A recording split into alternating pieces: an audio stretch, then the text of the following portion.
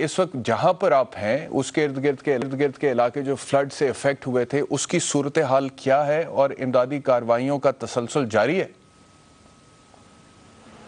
मैं शाम भाई बहुत बहुत शुक्रिया आपके वक्त का। और मैं अभी यहाँ पर हूँ मुल्तान शहर में। हम सबब्स में जाते हैं, हम तोसा की तरफ गए, तोसा शहर से जो उसके नवाही इलाके थे, जो छोटे छोटे इलाके थे, वहाँ तक गए।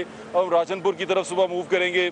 यहाँ पर फलाही काम बिल्कुल जारी हैं, बहुत सारी NGOs यहाँ पर काम कर रही हैं, सरकार की तरफ से काम जारी है। लेकिन एक बहुत बड़ा इशू है यहाँ पे शाम भाई, वो ये है कि जो हकदार है ना, उस तक हक पहुँचने में उसका थोड़ा सा मुश्किलात पेश आ रही हैं। वो ऐसे पेश आ रही हैं कि जिनके घर डूबे हैं, जिनका नुकसान हुआ है, जिनकी चार दीवारी भी ख़त्म हो चुकी हुई है, वो बेचारे अपना सामान इकट्ठा कर रहे हैं।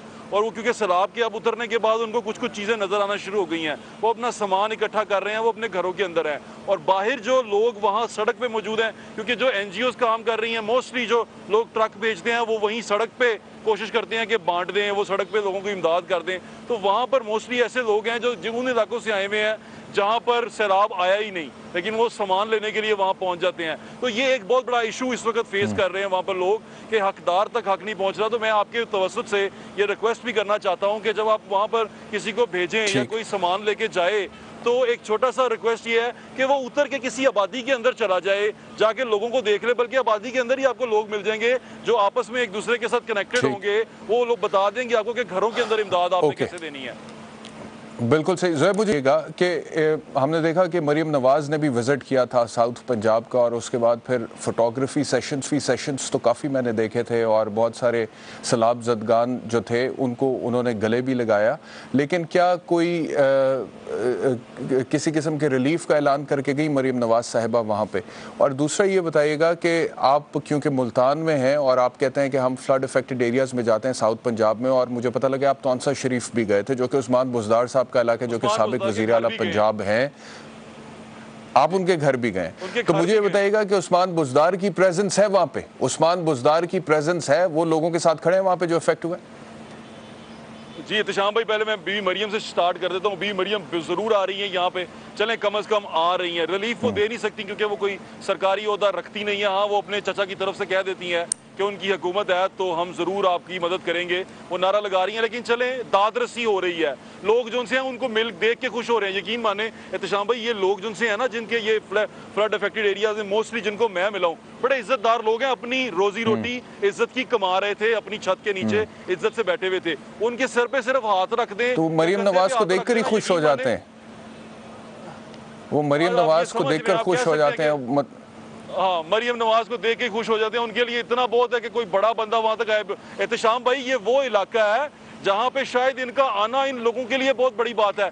वो लाहौर, पेशावर, कराची या मुल्तान को वो ऐसे समझते हैं कि ये पाकिस्तान से बाहर के इलाके हैं। यहाँ इस कदर महरूमी है कि मैं आपको बता नहीं सकता कि लोग जो से हैं वो इस कदर महरूमी में है। इन चीज़ों को देख के वो आप यकीन करें, वो बड़ी गाड़ी देख लेना जो लैंड क्रूजर जिसको उस्मान बुज़दार साहब अब लेके फिरते हैं, वो बेचारे वैसे ही एक सहम जाते हैं कि यार इतनी बड़ी गाड़ी हमारे इधर आ गई है, वो बड़ा बंदा आ गया है, सरदार आ गया कोई। तो ये बेचारों का ये प्रॉब्लम। ठीक है। और बुज़दार साहब का बताइएगा, वो ग्राउंड पे लोगों के साथ खड़े हुए, बुज़दार साहब की प्रेजेंस का क्या हाल है? वो सिर्फ एक दफा नजर आए। मैं जहां तक तौसे में रहा, तौसा शहर देखा, या इख्तिशाम भाई, मैं अभी तो रोना आ रहा है ये बात करते हुए भी कि यहाँ पर तो उस्मान बुज़दार साहब ने लाहौर में एक फिरदौस मार्केट में वो अंडरपास बनाया था ना, तो उसके बाहर एक बहुत बड़ी यादगार बना दी थी। आपको पता होगा, 0 पॉइंट पे ना एक पूरी यादगार बनाई है।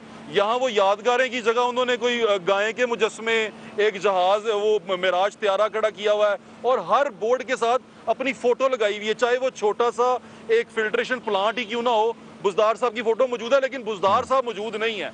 अब हम यहाँ कल सुबह हम बुज़दार साहब के डेरे पे चले गए। मुझे तजस्सुस हो रहा था कि मैं बुज़दार साहब से मिला हूँ लाहौर में भी, तो मुझे लगा यार वो, क्योंकि इमरान खान साहब कहते हैं पसमानदा इलाके से हैं, कि वो इन पसमानदा लोगों के साथ होंगे, खड़े होंगे, अपने लोगों का दुख दर्द समझते होंगे। लेकिन यकीन करें, वो यहाँ मौजूद ही नहीं है, वो मुल्तान शहर में भी नहीं है। मैंने काफ़ी कोशिश की उनको ढूंढने की, अगर वो कहीं छोटे घर में किसी में बैठे हो तो शायद वहाँ बैठे हो, लेकिन अभी वो किसी अपनी जगह पे मौजूद नहीं है। मैं उनके डेरे में चला गया, वहाँ बुजुर्ग बाहर बैठे थे, बुज़दार कबीले के थे एहतशाम भाई, और वो बेचारे को उसका बुज़दार साहब का भाई उमर, वो ये कह के चला गया कि शनाख्ती कार्ड दे दो, हम तुम्हें टेंट दे देंगे। अब वो बुजुर्ग बेचारा भारती से उतर के नीचे आया, वो तकरीबन कोई आधे घंटे पौने घंटे का रास्ता है, वो पहाड़ से उतर के नीचे आया बेचारा बुजुर्ग, और उसको ये कह के टरखा दिया कि हम कर देंगे, शनाख्ती कार्ड जमा करा जाओ। तो ये तो यहाँ पे सूरत हाल है। और बुजदार साहब का सिर्फ फोटो नजर आती है आपको, बुजदार साहब यहाँ बिल्कुल नजर नहीं आते। और मुझे एक और चीज का दुख हुआ, इतना काम कर दिया हमने, इतना बजट तोसे में लगा दिया, जिस बंदे से पूछे बजट तोसे में लग गया, बजट जो सा है वो उसमें जनूबी पंजाब में लग गया। आज के दिन सारा बजट सैलाब में बह गया। ये हुआ है हमारे साथ।